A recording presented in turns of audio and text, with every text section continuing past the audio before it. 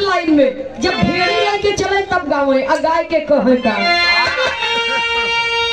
अरे कहाँ बनी रहा मोर भेड़ी लक्ष्मी।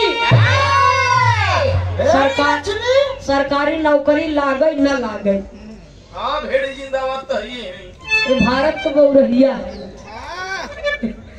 ए बदे गावे जे सेवा कैली है बड़ी बड़ी डिग्री के कोनो हस्ती नहीं ने करे सामने। कहाँ बनी रहा मोर भेड़ी लक्ष्मी और कब छीली घास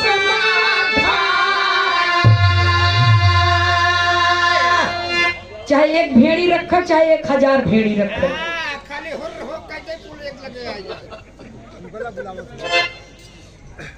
घास छील के नहीं खियावे के पड़ते वो छीली घास खावे नहीं करते।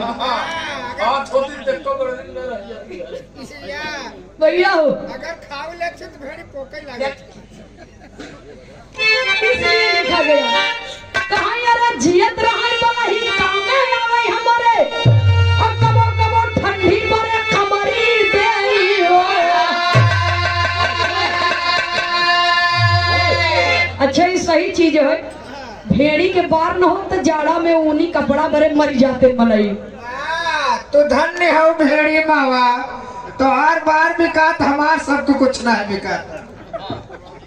अगला जन्म में भेड़ा हो गया